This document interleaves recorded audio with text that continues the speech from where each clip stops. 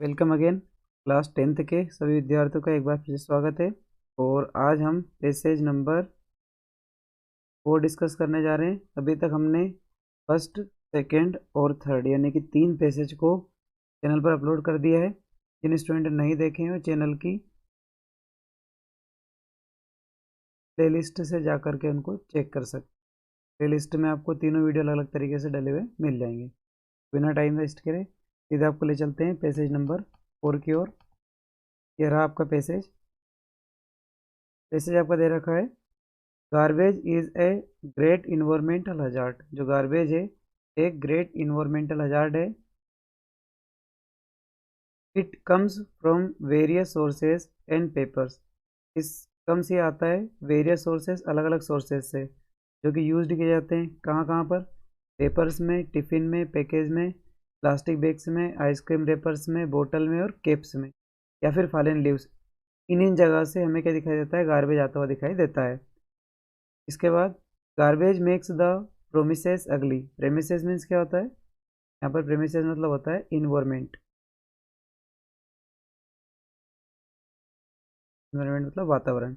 अगली मतलब कुरूप। ये जो गार्बेज है वातावरण क्या बनाता है, प्रदूषित बनाता है। अनकेप्ड एंड ब्रीड डिसीज।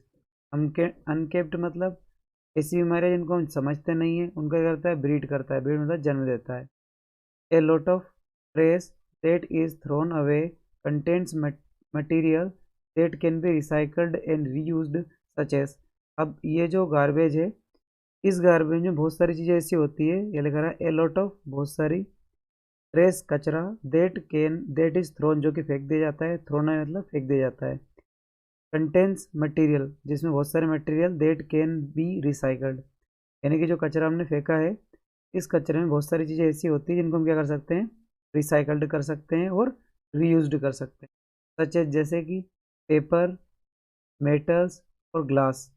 ये तीनों चीज़ें ऐसी हैं जिनको हम क्या कर सकते हैं, वापस से रीबिल्ड कर सकते हैं। Which can be sent to the nearest recycling centre और dispose to the junk dealer. यानी कि इन चीज़ों को हमें क्या है, फेंकने की आवश्यकता नहीं है। इनको हम या तो किसी रिसाइकल सेंटर पर दे दें, अगर रिसाइकल सेंटर पर नहीं दे पा रहे तो किसी किसको दे दें, जंक डीलर को दे दें। इन दो जगहों पर दे करके हम कुछ हद तक इस कचरे को क्या कर सकते हैं, दूर कर सकते हैं।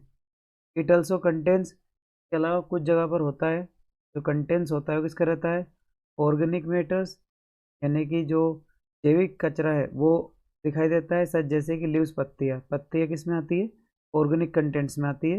विच कैन बी इनरिच, जो कि इनरिच मतलब भरपूर होती है किससे, सोइल से, जो किससे भरपूर होती है, फर्टिलिटी से, उपजाऊपन से। यानी कि एक तरह से हमने किस किस को, यहाँ से पेपर को, मेटल को और ग्लास को, इनको किसको दे दिया, जंक डीलर को।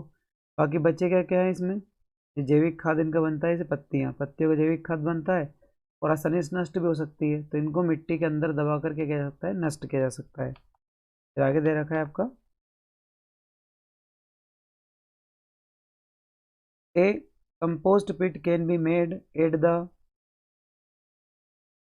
convenient location where the refuse can be placed with layer of soil and an occasional sprinkling of waters। यानी कि हम क्या कर सकते हैं, एक कंपोस्ट पिट, कंपोस्ट पिट मतलब क्या होता है, गड्ढा।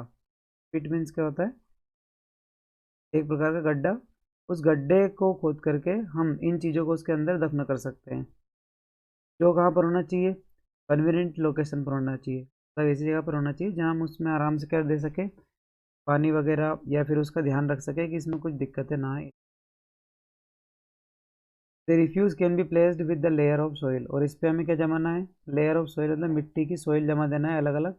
एंड और the occasional springs of water, और समय समय पर इस पर पानी की बूंदें डालना है।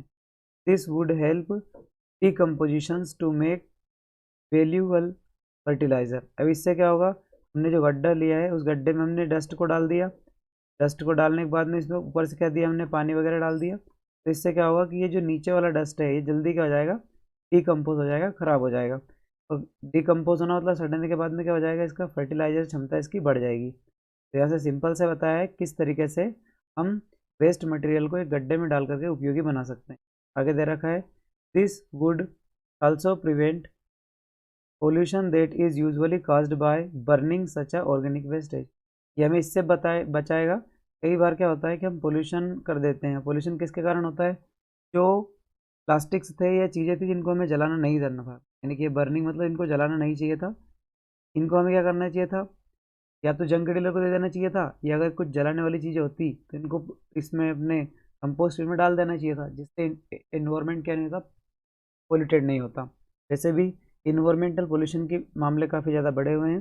तो यहाँ पर जो पैसेज हमें इस मैसेज को देना चाहता है कि जो हमारे डस्ट पार्टिकल्स हैं उनको अलग अलग माध्यमों से हमें क्या करना चाहिए? नष्ट करने का प्रयास करना चाहिए। ये था आपका पैसेज। पैसेज बहुत ईजी है। आगे बढ़ते हैं क्वेश्चन आंसर की ओर। तो आपका पहला क्वेश्चन आपके सामने है, लीव कैन इनरिच फर्टिलिटी, यानी कि जो पत्तियां है वो फर्टिलिटी को कैसे बढ़ाती है। हम क्या करते हैं? लीव्स को स्टॉक पिट में डाल देते हैं, गड्ढे में डाल देते हैं। गड्ढे में डालने के बाद उसको हम कहाँ डाल देते हैं? खाद बनने के बाद सोइल में, मिट्टी में। इससे इस मिट्टी की क्या बनती है? उपजाऊ क्षमता बढ़ जाती है। सेकंड क्वेश्चन आपका दिया है, give a great environmental hazard, यानी कि वातावरण के लिए सबसे बड़ी प्रॉब्लम क्या है उसे बताना है। तो अभी तक जो हमने पढ़ा है उसके हिसाब से क्या था? वो हमारा गार्बेज था। हालांकि वाटर पोल्यूशन, एयर पोल्यूशन ये सभी है, लेकिन पैसेज के अकॉर्डिंग क्या आएगा? आपका गार्बेज आएगा। उसके बाद अगला क्वेश्चन आपका दे रखा है थर्ड नंबर का, गार्बेज मेक्स प्रेमिसेस, गार्बेज हमारे प्रेमिसेस को कैसे बनाता है? प्रेमिसेस मतलब वातावरण, हमारा जो आसपास का वातावरण है उस वातावरण को कैसा बनाता है गार्बेज? तो ये कैसा बनाता है?